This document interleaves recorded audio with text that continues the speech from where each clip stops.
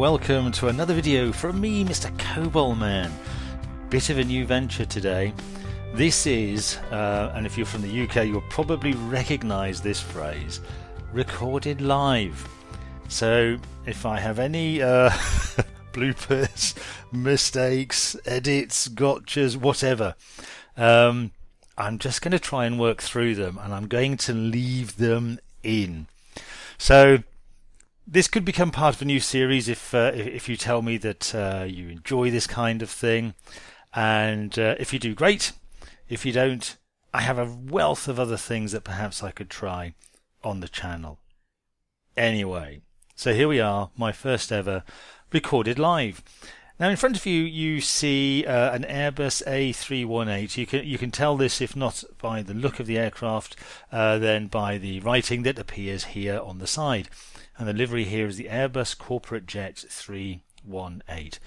This video is intended, if you like, as an advance over what had been my most popular video, which was how to fly the default FSX A321 on a very quick and simple flight, almost all of it automated. And why this is somewhat advanced is this is not the default A321. It's not the default A321. It's not a default Airbus. This is additional software, but free of charge. Finding out how to get it and install it might be a bit of a challenge. But anyway, I'm going to go through this video with this freeware Airbus. If you like it, stick with me, because for my next video I'll show you how you can download and get this aircraft for yourself if you'd like to do so. And if you would, it would help me enormously if you left a comment in the comment sections below so that I know that this is something that you would like to see. Okay, so I suppose we ought to get started. Let's talk about our route first of all. Today I'm going to be flying from an airport in the southwest of the UK, Exeter, Echo Golf Tango Echo, to the Channel Islands, to Jersey in particular, at Echo Golf Juliet Juliet. Let's take a quick look at a map. Okay, so here is the United Kingdom and here continental Europe, or at least a part of it. And the route I'm going to fly, nice and short, from here in Exeter down to here in Jersey. That's it. The flying time should only be around 40-45 minutes. So that means the video will probably be an hour and a half to allow for ohming and ahhing and loading and mistakes and whatever else. But let's see how we do. First of all, let's take a look then at the route that I've got, because I'm going to use the standard flight planner and flight tools that come with FSX Steam Edition. So here we are, flying from Exeter, Echo Golf Tango Echo, runway 8. We're currently at gate 6, I believe, or at least that's not what it's telling me here, but that's actually the case. We're at gate 6. Going to Echo Golf Juliet Juliet Jersey. Instrument flight rules, low altitude airways. I've already done the find route, so that's all good to go. In fact, I can load that up here again if I elect to do so. And we are good. So I'm not going to move to the departure airport because I'm already there. The route has us cruising at only 5,000 feet because the journey is so short. Also, I think one of the vagaries of the way that this system works with FSX Steam Edition. All right. Why don't we load up, and I'll use GSX to get us all fueled and everything and ready to go. Let's request catering service. That generally gets the bits and pieces out that we need. And I don't know why it asked me for my handling operator, but okay, let's use Menzies.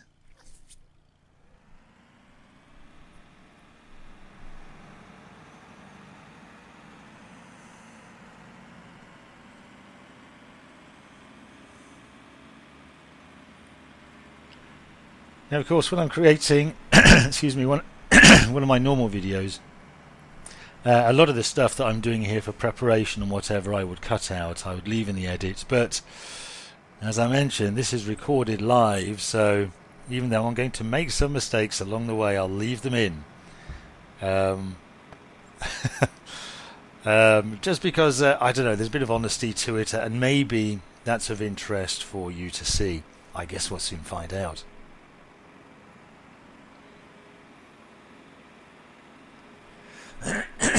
Excuse me.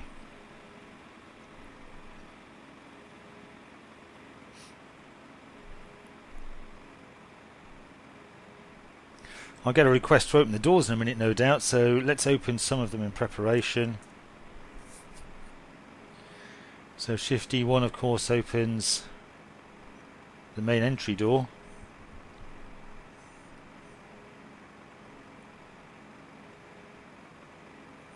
And those catering trucks seem to be racing around the Top Gear airfield before crashing through, in this case, the trolley cart and lining up to load up the food. Oh well, there we go.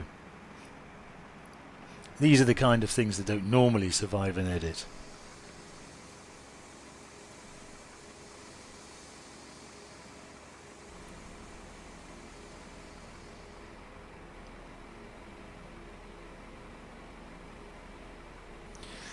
Let's start to open up some of the other doors. Rear passenger door, the cargo doors, and the doors for the food. I'm doing that with Shift E. Shift E1 through Shift E4 to do that.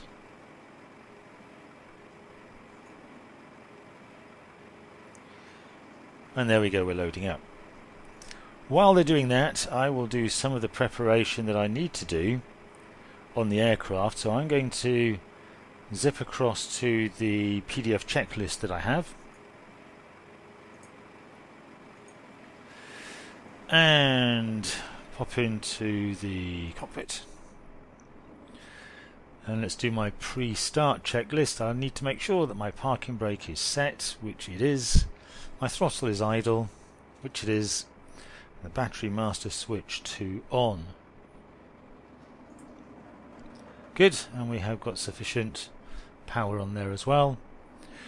Battery voltage check, we've just done that. The aircraft lighting needs to come off, so let's turn that beacon off. Other than that, we're all good. That one doesn't work. That's okay. Panel lights we don't need. Landing gear lever, check that it's down. We'd be in trouble if it weren't, wouldn't we? But yes, that's down. Flaps, check that they are up, so the indicator is up and the indicator on the screen is up as well, so I'm happy with that. Spoilers, check retracted, and the indicator here and the handle is retracted. For the APU, let's go and turn that on, and then I want to turn on the APU generator. I've just turned it off, let's turn it back on again. And the APU bleed valve pressure, so down to the packs, and that's the APU bleed on. I'm not quite sure why because I was using the wrong generator there. That one wouldn't survive the edit either, so APU generator, that's on, and the battery power increases, so our battery power is all good now. Let's take a look at our fuel quantity. Before I do that, close exit 3. Never sure what that is, so let's try Shift E3 and see if that'll do it. Nope, it didn't like that. Okay, let's take a look at the outside and see what GSX may be barfing about. Okay, that's the catering stuff, so I'm going to try, I don't know, Shift E2 I think actually is for the cargo. We don't want that, so let's try Shift E4. Okay, that appears to have closed the right doors.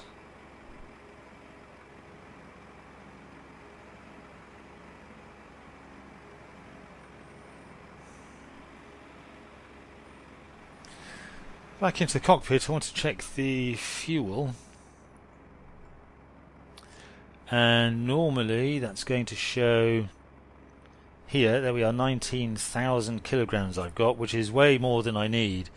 So I want to reduce that a little bit, and for the life of me I cannot remember how to do this in FSX. Let's take a quick look. Aircraft, fuel and payload. There we go. Empty weight, blah blah. Fuel, 23,000 litres. Oh, crikey. Let's change the fuel. Oh, we're 794 kilos over gross weight. Well, we don't want that. Let's reduce that to about 10,000 litres, I think. That should put us in the right space. Left auxiliary left. Let's clear out the centre altogether, because ordinarily that'd be the last tanks that we would fill. And let's clear out the auxiliaries as well and put 5,000 each in left and right, which apparently is 5,000.4. Okay, and let's see how we've done there. Was my imagination then, or did the aircraft appear to lift up a little bit on its wheels? So fuel on board now, 8 metric tons. Happy with that. Gross weight, 56 tons. Happy with that. Fasten seat belts to on. No smoking sign to on as well. Check the weather. I've already set the weather for this particular flight to use clear skies, so we'll have standard barometric pressure and no winds to have to worry about. De-ice test and check. No, I'm okay with that. And request clearance. So I am going to use air traffic for this flight.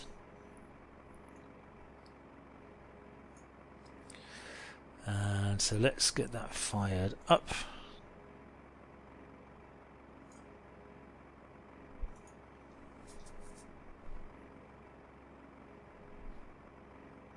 Exeter Tower, Cobalt Air 418 is type Airbus A318, IFR, Jersey, ready to copy.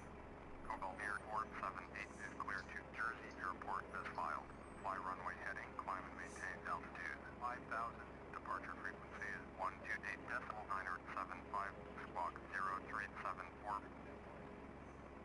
Cobalt Air 478, clear to Jersey Airport as filed. Fly runway heading, climb and maintain altitude 5,000.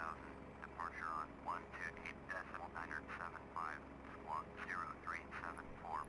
Cobalt Air 478, correct. Contact ground on 119.8. Okay, so you may have noticed a couple of different and interesting things there. For example, we've now got Cobalt Air. What on earth is Cobalt Air? Clearly that's something that I have made up particularly for this video. And if you want to find out how to do that, stick with the channel, because I'll be creating a video on the utility I've used to enable that facility. Quite interesting. I've never come across it before.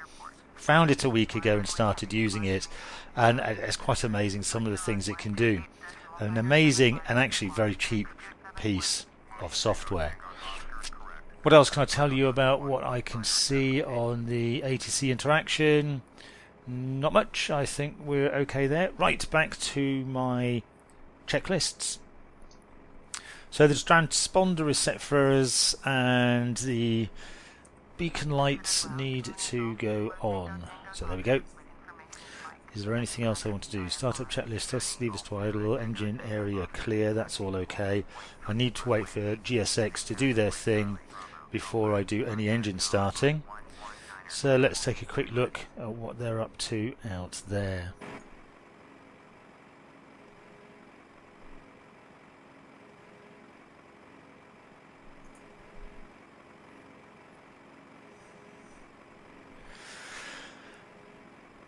I think they should be done now, so let's send them on their way. GSX hotkey.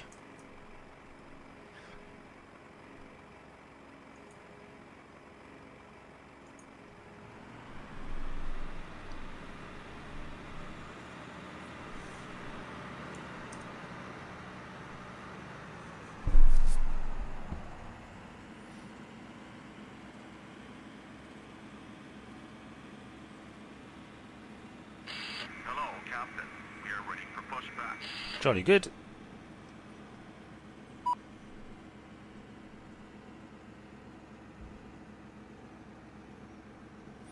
So that's all the doors closed on this side. Let's try the other side. Don't for that one. Port front high. Sounds like Henry the dog's very excited and wants to get involved as well.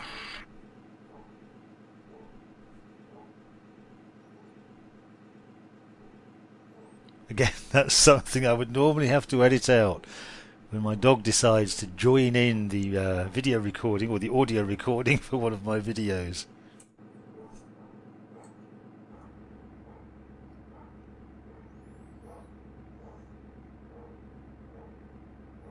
Departure check completed.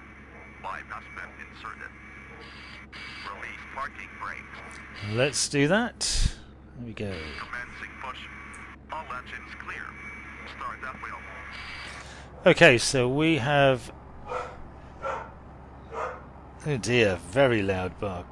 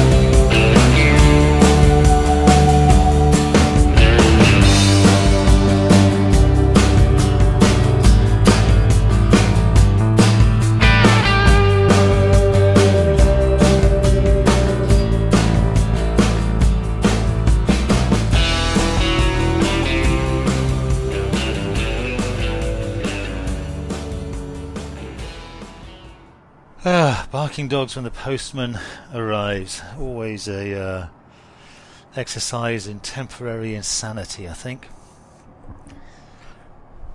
Set parking brakes. Okay, let's do that. Parking brakes set.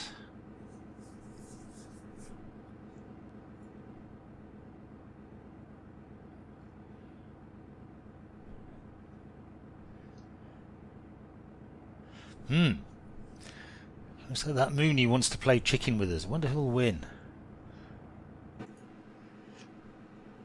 Oh! We've been pushed onto the grass by GSX.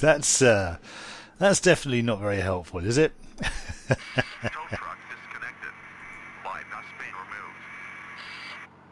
Oh, and the Menzies cast and the Mooney have a fight. Clearly, I and they don't have collision detection on. Oh, dearie, dearie.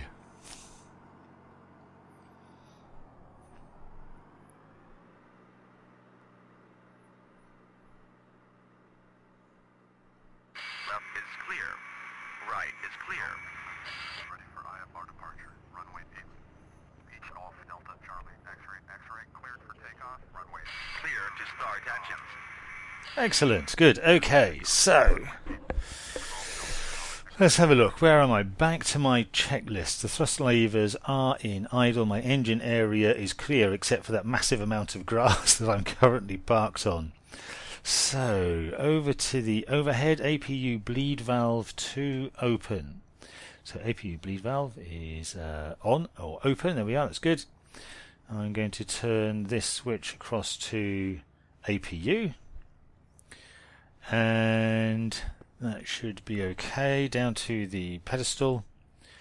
I want to put the engine starter onto ignition start. That's good.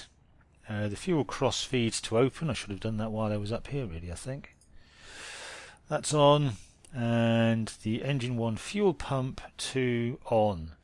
So left fuel pump to on. And I can hear the pump going, so that's good. A green indication here that it's all clear to start, so let's fire up engine 1.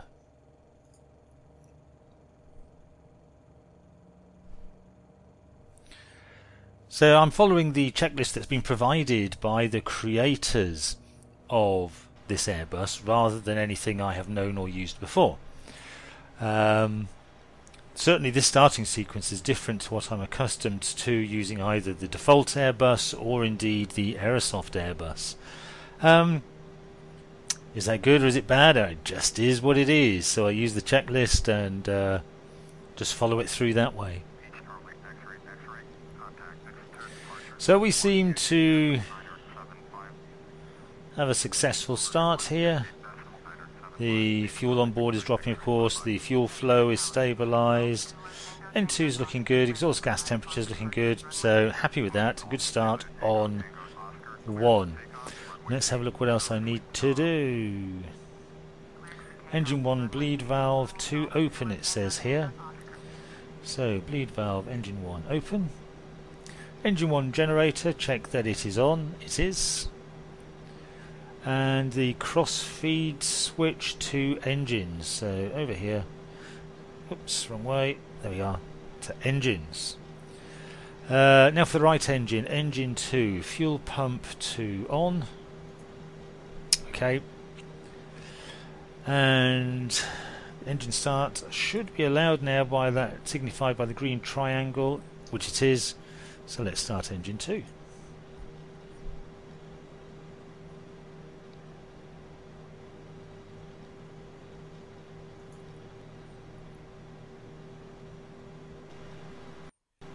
Again we see N2 climbing, fuel flow increasing, N1 starts to pick up, exhaust gas temperature increases and then drops slowly to just below the 500 mark. That all looks good to me. Close that down. What else do I need to do? I need to set the engine 2 bleed valve to open. Engine 2 bleed valve to open. Engine 2 generator, check it's on. It is. I'm happy with that. Engine starter switch to the normal mode. That's down on the pedestal. And the fuel crossfeed to closed. And that's done as well. At this stage I can turn off the APU if I want to. Let's turn the APU bleed valve to off. Seems like the switch won't work. The APU generator to off. And then the APU itself to off. So I've clicked on that one. Nothing seems to be happening. Is there yes, there's a small delay there before it goes off. So that's not looking bad. Let me see what else I've got on my checklist. Sudden quiet, and the sound from FSX is as I go across to my PDF document over here. And I'm back. What else do I need to do? 2 ways to finish engine starting. The cross feed switch should be set to shut or auto. So I'm going to turn this to auto. So in case of an engine fire, the APU will be automatically run. The APU will automatically open the APU bleed valve and the cross bleed to supply the failing circuit. Okay, that sounds pretty good. Hydraulic electric pump to on. So hydraulic electric pump to on. Hydraulic pressure checks, which I would find down here on one of these windows, I guess. Now normally I would do one of these here, but of course they're not active. This is set to the bleed page. Hydraulic pressure won't show up here. And if I can't set these, I don't see how I can check the hydraulic pressure. Okay, something for me to look up later, I think. Let's go back to the overhead though, because I do want to set up the flight controls for fly-by-wire. So we'll put all of those on. And then the master warning needs to be reset by pushing, or master caution reset by pushing on the master warning button. I don't know why it's that way around, but that's the way they've got it modelled in this version of the sim. Flight controls, check free and correct. Yes, they're here on my desk. They are free and correct. That's all looking good. And now we have the before taxi checklist. We're ready to go. We want the nav lights to on, the taxi lights to on, the heading indicator and altimeters set, which I have done, of course. Standby instruments are okay. VOR 1 and 2. Most of this is taken care of for us by the ATC facility that we have. ADIAs to on. They're not switchable here on this model, so they are already on. Autopilot and so on set. Okay, so I'm going to dial in the speed of 250.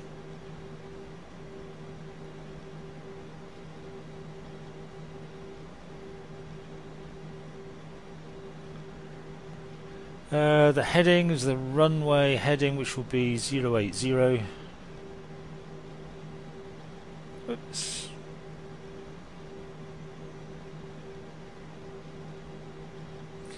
The course I'm going to set to the probable landing runway at Jersey, which is runway 08, and that's going to be 087, I believe, is the actual heading for that runway. For the altitude, I'm going to dial in 5,000. And that's all good, so they're set but not activated. So the auto throttle sets. Don't activate the speed. Okay, flight directors to on. Auto brake to rejected takeoff. That's how it's handled here on this model. Anti-skid to on. Doesn't work on this model, so I can't do that. And request taxi clearance. So let's bring the traffic window up again. Exeter ground, Double Airport 78 with information Oscar. Request taxi IFR. Double Airport 78, taxi holding point runway 8, using taxiway Bravo Alpha. Contact tower on 119.8 when ready. Taxi hold short runway 8, via taxiway Bravo Alpha. Double Airport 78. Okay, one other thing I should say about this interaction with air traffic here, you may notice that they're using a slightly different phraseology to standard FSX. This is an attempt made by the creator of the new software that I've been using to provide a more ICAO standard phraseology. So it says things like 119.8 for frequencies and other slight subtle changes in the phraseology to make it more ICAO European continental friendly, I guess. Okay, so we have got taxiing permission, so let's have a look. So we need to release the parking brake and taxi to the assigned runway at speed of 20 knots or below. Okay, let's go. We are off. Direction we want to head in is over here.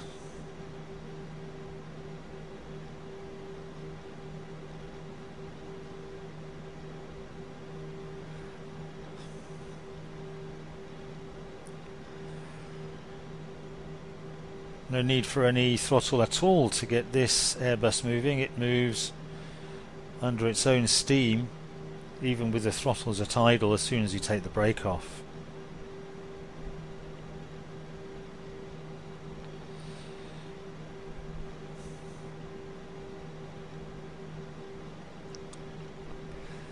And in case you're wondering, yes, the road really is that close with just that small fence from the taxiway here at Exeter. It's my local airport. I say local, it's about 35 miles away from where I live, and normally hop on to Flybe's regional Dash 8 Q400 from here, although I'll be flying out from here in June, I think, on holiday on board the Embraer E195 currently, I think. So that'll be a new experience for me out of Exeter. Bring the aircraft round. And to a stop, I think. Yep, let's do that. It's going a bit fast there, 21 knots. Stop! Stop! Oh, the brakes are not very efficient here, I don't think. Okay, parking brake on. What else do I need to do? The before takeoff checklist. Parking brake set. Yep. Throttle to idle. Yes. Flaps to position 1. Let's do that first of all. Oh! For some reason, putting the flaps to 1 appears to have killed both my engines. How enormously odd.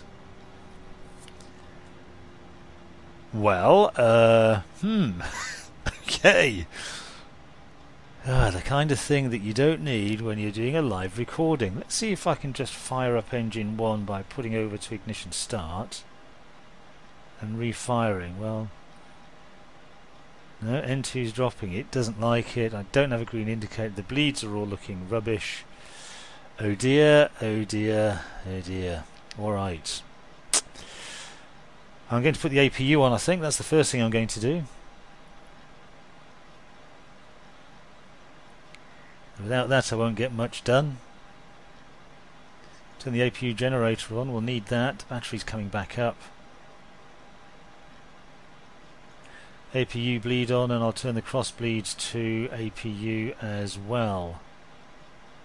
If I remember to turn it the right way, there we go. How are we doing now? Okay, so I've got a green indication to start the engine, let's do that.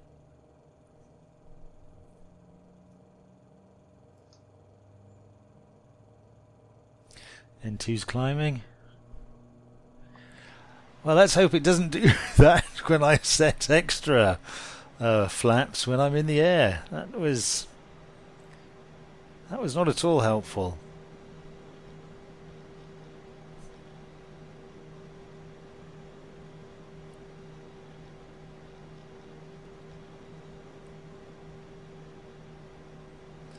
Okay, that seems to be fairly well stabilized.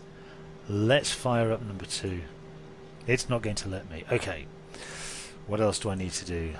Overhead, make sure generator's on, which it is, and engine 1 bleed I could do with turning that on as well. Is there anything else I need from here? I can turn this to engines.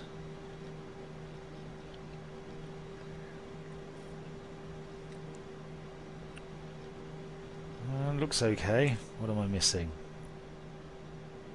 Oh, I've got the green indicator now, so let's fire up engine 2.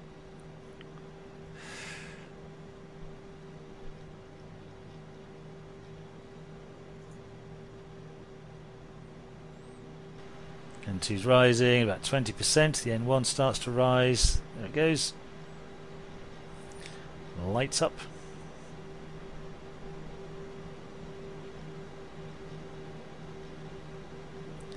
And away we go. Okay, so the engines are up and running again. Thank heavens. I'm going to leave the APU on this time, just in case. It doesn't pay to be too cocky with this stuff, does it? Okay, engine 2 bleed. Let's pop that on. What else do I need to do? I think we're all okay there now. Following the dark policy that Airbus have, we seem to be in pretty good shape. Okay. Back to my before takeoff checklist. So, parking brake to set. It is. Throttle to idle. It is. Flaps to position 1, which I've now done. Spoilers to retracted. They are. Flight instruments okay. Engine instruments okay. Nav equipment okay. Landing lights to on. Taxi lights to off. Strobe lights to on, transponders to on, done automatically. Auto throttle to arm. I think we did that earlier, didn't we? Yep, the auto throttle is on and armed. Autopilot heading adjusted, that's all okay. And that's set there. And the altitude as well, so I've got heading and alt showing here on my PFD, and the Air brake lever to up, that's okay. Request takeoff clearance, okay. Exeter Tower, Cobalt Airport 78 at runway 8, ready for departure, IFR to Jersey. Cobalt Airport 78, cleared for takeoff, runway 8, service with Tom. Approach, runway 8, Cessna, Victor, Kilo Victor, cleared for takeoff, runway 8, Cobalt Airport 78. Oh, looks like I could be involved in a race with that Cessna that's on final. Okay, let's see how we do. I will need to remove the parking brake and right hand down a bit.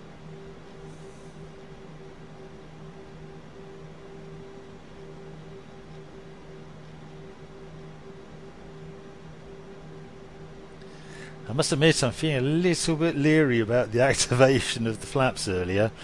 Let's hope we don't get an engine failure when I lower the flaps for the approach for the landing at Jersey. In fact, I might just chicken out and decide to do it manually inside the virtual cockpit rather than using my joystick HOTAS setup. Okay, so I'm on the runway, ready to go. Let me pull up the relevant pages on my checklist again. Okay. No, there's nothing there that I need to. Okay, good. Let's go then. So, off the brakes. Move the throttle forward to about 40% or so. Watch the engine pick up. Yep, it's all looking good. Let's turn off that master caution which came up when the engines failed. Alright, full power.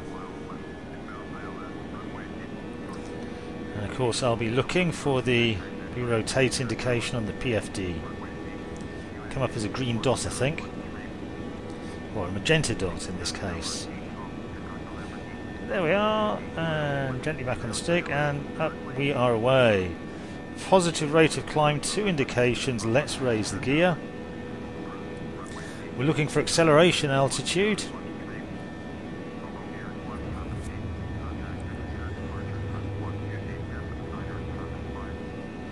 Let's acknowledge the handoff, and I'm going to engage autopilot.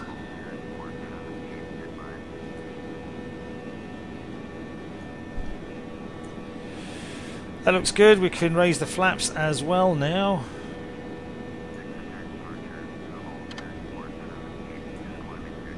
Done by hand.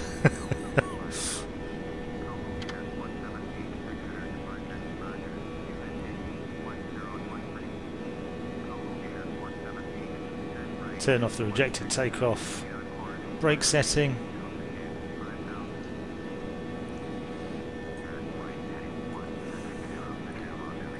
Okay, right, 160. 190. I'm clearly not going fast enough for air traffic.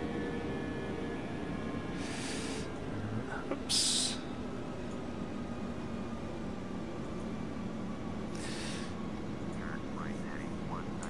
Okay. Let's do the obligatory passenger view out the window, shall we? And there we go. The lovely frosty Devon countryside. That's Orbex, FTX EU England, you can see there.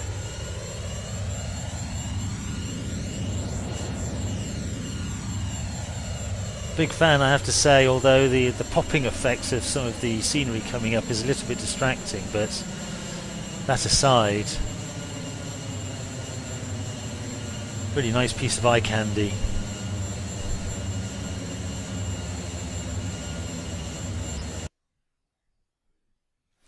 And of course, as I'm clicking on Easy Dock over here to get the views that you see here, I lose the sound inside the sim. So back to the sim.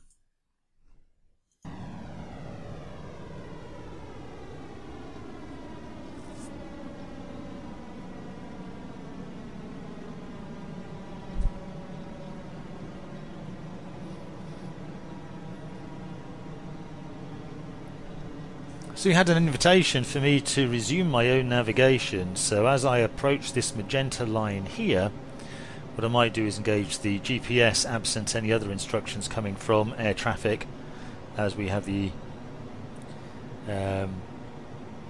instruction from air traffic to do that when we want to. Let's see if there's anything else I should be considering for the climb out. Throttle as required, that's fine. We're doing 250 knots. The autopilot is on and the auto throttle is engaged. I've just double checked, there they are. ATC we're working with, accelerator climb speed we have done. Next things we need are at 10,000 feet, which we are not going to hit, so I don't need to worry about those too much, of course. Thereafter, my cruise checklist, I need to be thinking about thrust levers, they're fine. Trim, I've got the autopilot on, I don't need to worry about that. Cruise speed, again, I'm limited to 250 knots because I'm below 10,000 feet. Check engine instruments, that's fine. Keep checking the fuel quantity so that you can build up your stress levels. Radio's tuned and set, it's taken care of by air traffic for us in this particular scenario. Lights as required, they are good. So, we are pretty much set now for this flight. So a quick look at my navigation display here. And with this particular model you can see that they are showing us traffic on the navigation display as well. So what do we have here? Golf Hotel Yankee, I guess the registration, and Echo Golf Juliet Alpha, that looks like. I can't quite make out the rest of the text, giving us information about that particular aircraft, and of course with the tail you can see the direction in which that aircraft is flying. Let's say B658 Echo Golf Juliet Alpha, which is Alderney, one of the Channel Islands, and Alderney is actually not too far off the track we'll be flying here, so if he's taken off from Alderney, must be heading on to somewhere else. Okay, 160 from air traffic.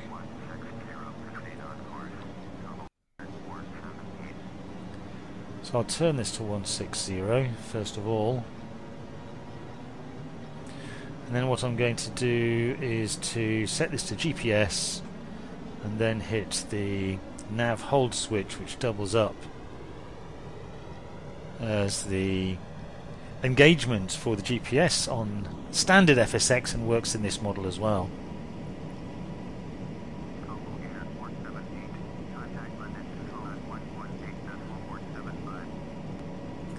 Let's do that. I swear sometimes that in the game they just like to keep you busy by bouncing you backwards and forward needlessly between air traffic centres.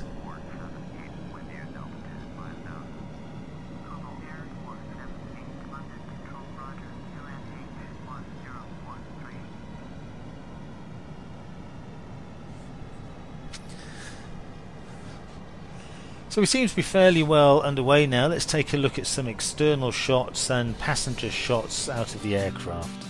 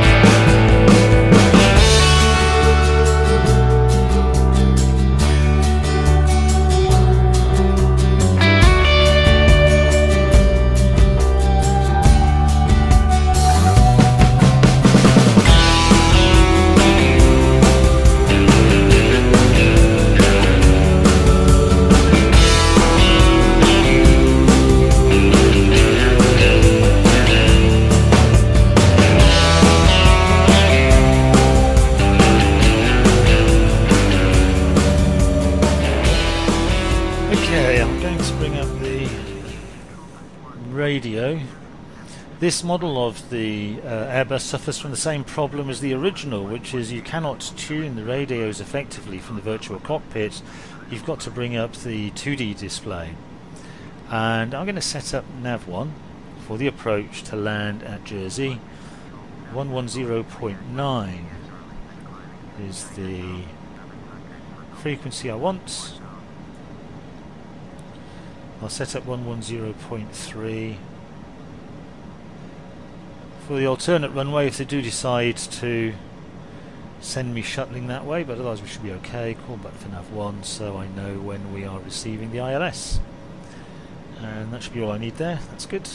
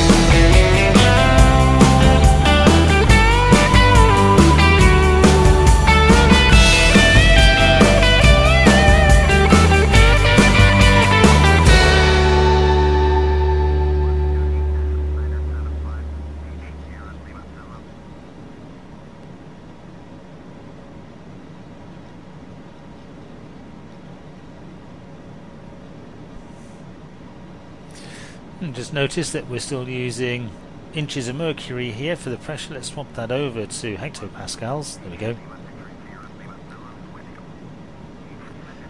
Doesn't make any difference to this flight because everything is standard pressure and 0 winds, but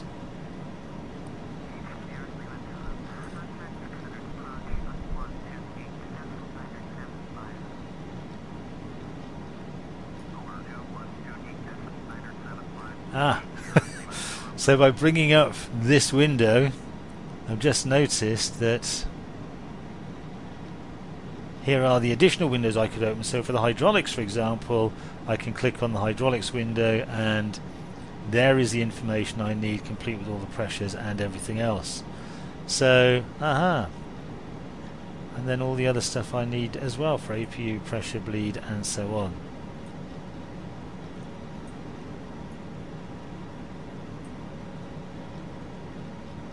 Excellent.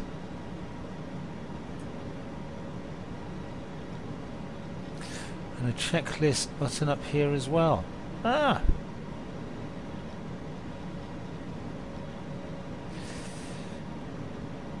So approach, I wonder what it has for us for the approach.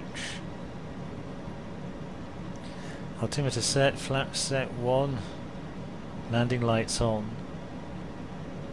Green indicating it's done, red indicating it's not done. Okay.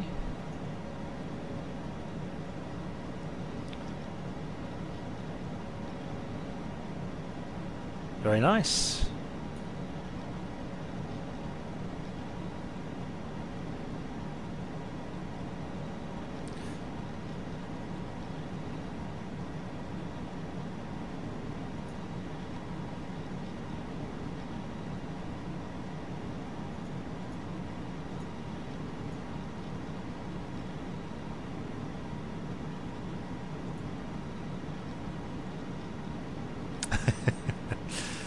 So here during the climb at some stage I should have set landing lights off and seatbelt signs off, neither of which I've done.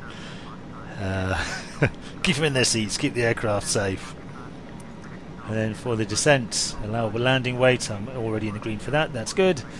And seatbelts sign on, it's already on, so yeah, we're okay there. Nice, that's quite a change over the default Airbus that comes with FSX. Oh, hello, what's this? Okay.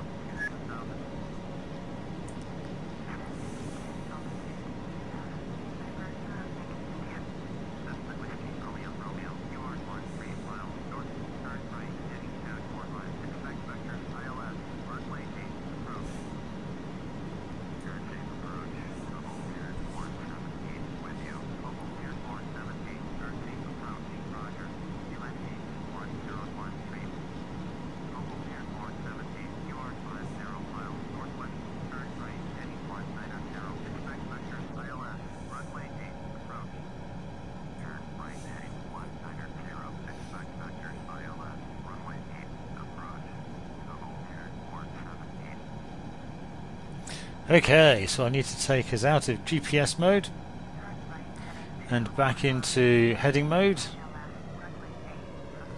and fly 190. Just ahead of us there, moving away to the left, that is the island of Guernsey, and beyond that, can't make out now, but over there a bit is the island of Jersey, where we'll be landing.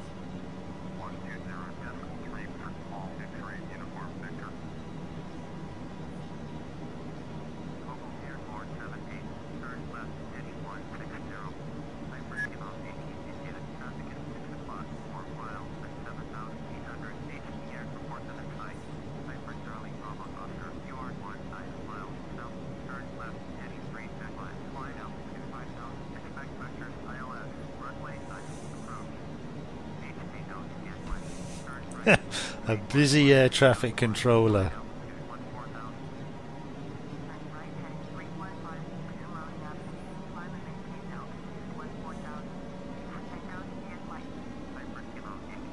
I cannot get a word in edgeways.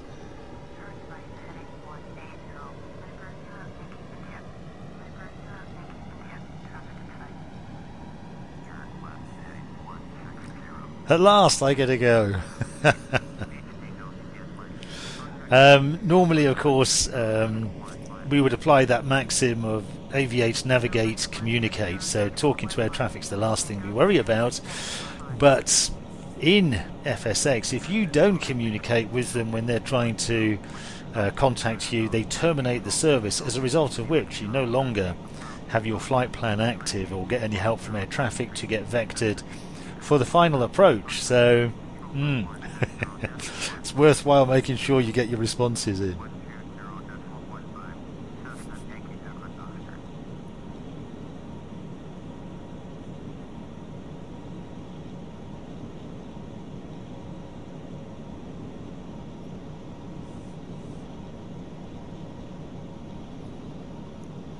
I think we can dial the distance for the navigation display back to 40 now.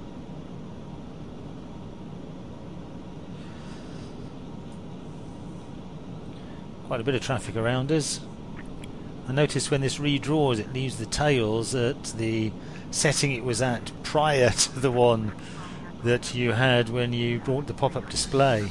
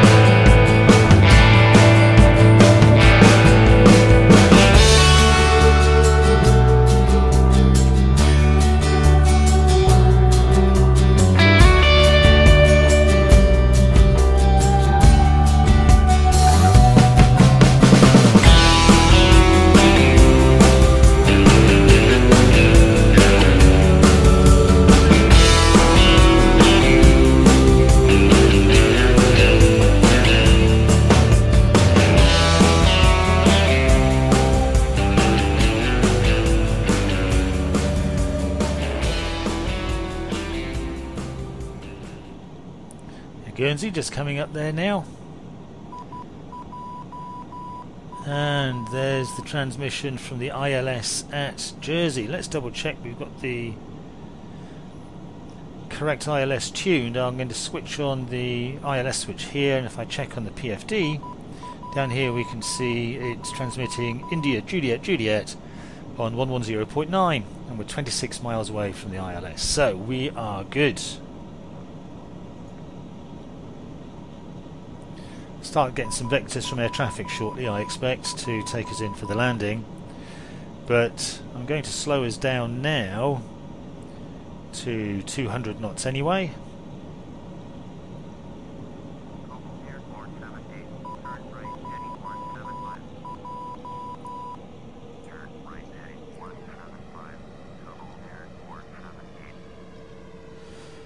Almost as if by magic there are the instructions for vectoring. I'll turn off the call button as well, so that we don't have that beeping noise bothering us all the way down.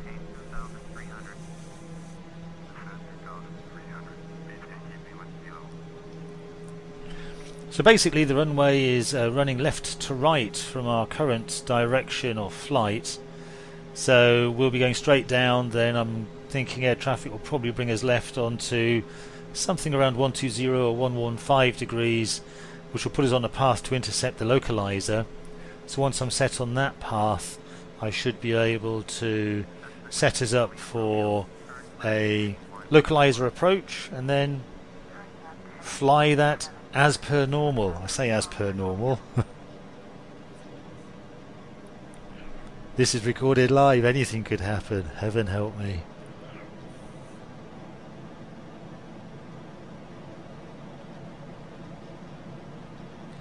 I think what I might do is use the checklist here as well, which I see is automatically switched over. Or did I leave it on the descent page? I don't know, but that's where it's at anyway. For the approach, altimeter set, flap set to 1. I won't do that yet, and landing lights on, so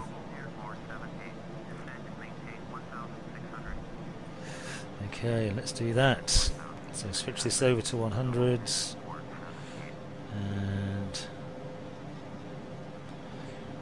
and 1600, and then for this model right click to select, and for some reason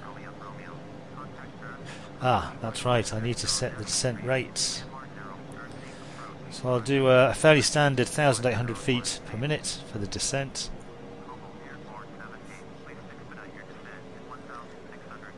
Oh, that's me told off. Right, let's bring it down just a bit quicker then, shall we?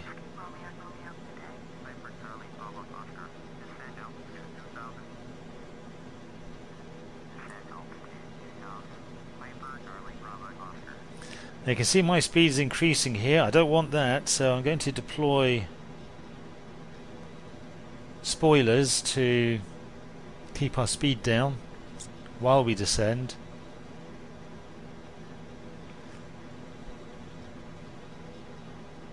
I'll retract those.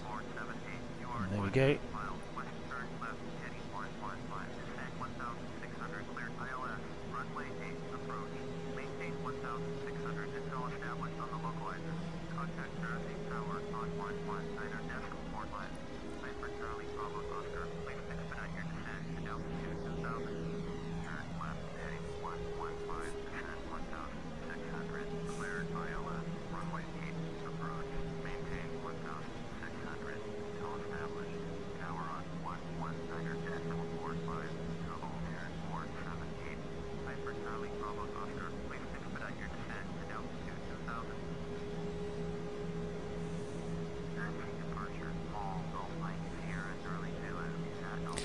Okay, I had taken the spoilers off and then put them back on again because I saw my speed was climbing. I've just taken them off again now as we're at 1600 feet. I'm going to switch on the localizer for tracking onto and locking onto that, so hopefully that will do its thing. I'm going to slow us down now to 180. knots, and once I get past the F indicator here on the PFD, I'm going to try and drop the first stage of flaps. Here's hoping the engines don't die.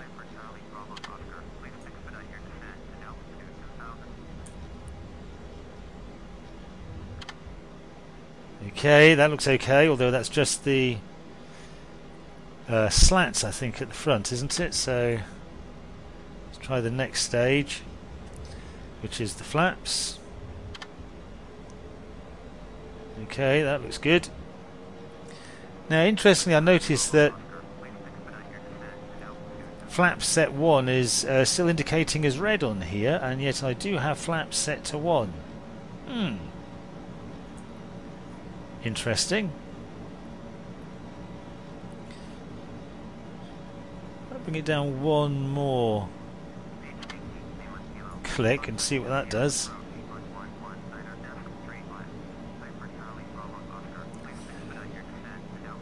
My spoilers are auto armed, that's fine.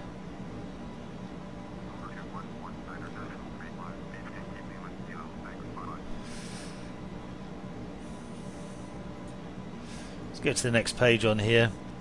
Frequency and courses set. They are. I wonder what the cell does. Let's try that. Okay. ILS mode to on. It is. Altimeter set. It is. Auto brakes armed. We'll have medium. Flaps set 3 or 4. Gear down and locked. We're a bit early for that, I think.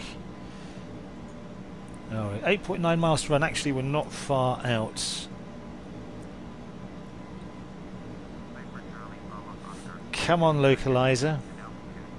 There it is. Just starting to move across now. I just hope we track that successfully before we intercept the glide slope.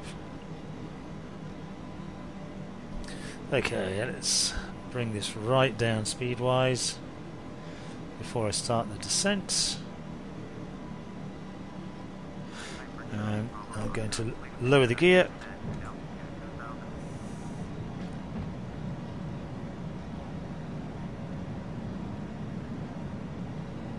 I'm going to select the approach mode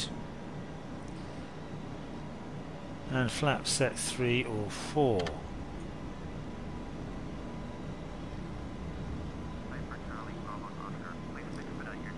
It's flaps 3.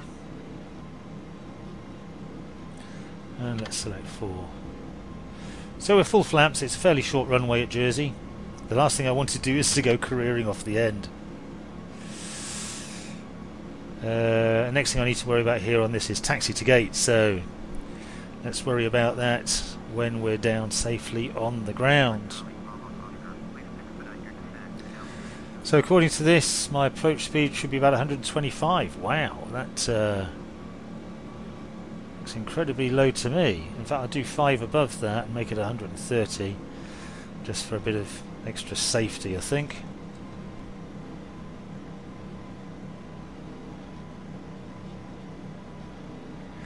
And we're really not slowing down as quickly as I would hope, but from what I can recall, using spoilers on the glide slope is not a good idea, so I'm not going to do that.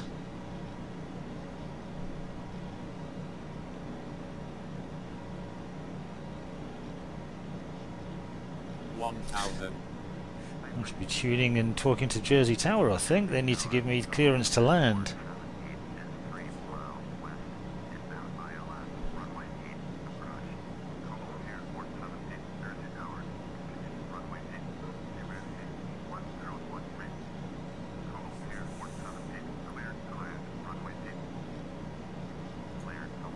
Phew!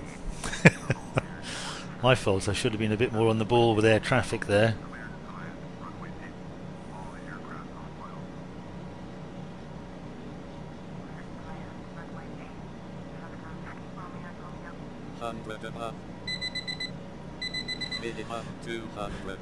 That sounds like my my bedtime alarm, rather than something in a multi-million-pound high-tech cockpit. And the voice definitely a bit more robotic, I think, than you might expect. 20 retarded. I'm retarded. Okay, let's get that reverse thruster going. See how quickly we can slow this puppy down. 80 knots. 60 knots. Okay. Let's take the reverse thrusters off. I think we can take the auto brakes off now as well. And let's get off the runway at the end here.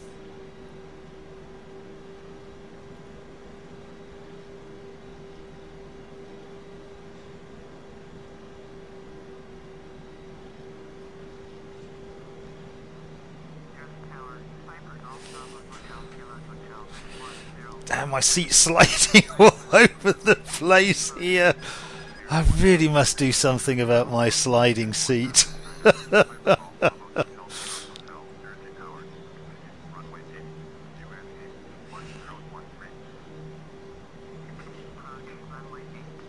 Trying to control a ruder pedal on a slidey floor is...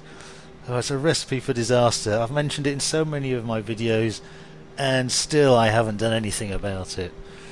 That's just rubbish, isn't it? Okay, let's go to the overhead and turn our landing lights off and our taxi lights on.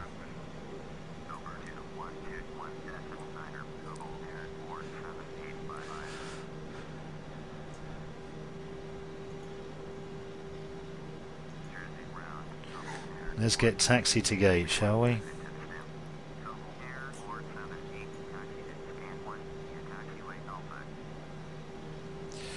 And let's slow us down a little bit, I think.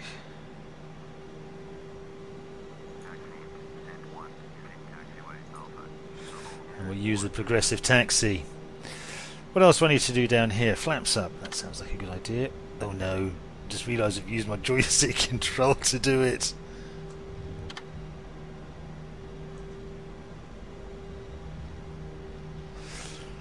Okay, the engines still seem to be running. I think we got away with it this time.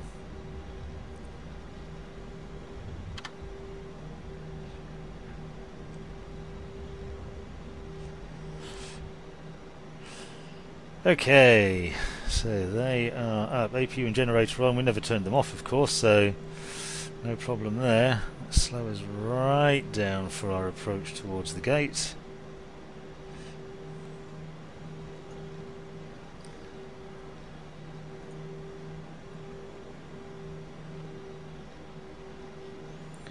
And it's got speeding itself up again. Slow it down. It's away from you very easily. Okay, let's follow the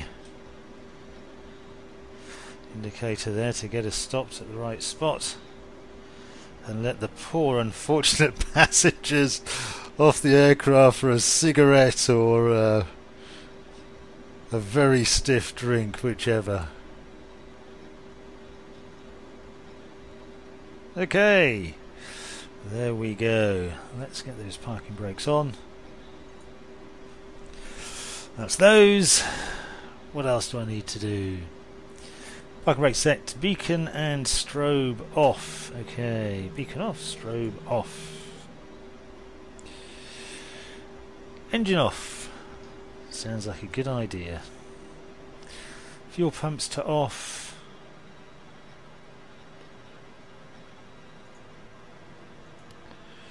And the seatbelt signs off.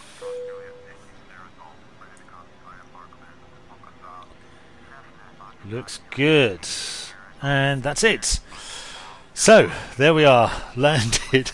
This has been, and it has been a little bit nerve-wracking, I have to say. My first ever recorded live flight from Exeter, Echo Golf Tango Echo, to Jersey, Echo Golf Juliet Juliet, in the Project Airbus A318. I do hope you've enjoyed this video. Please leave me comments below with any thoughts or questions you have about this particular video. I look forward enormously to welcoming you along to my next video, due probably in a couple of weeks' time. Thanks ever much for watching. See you the next time.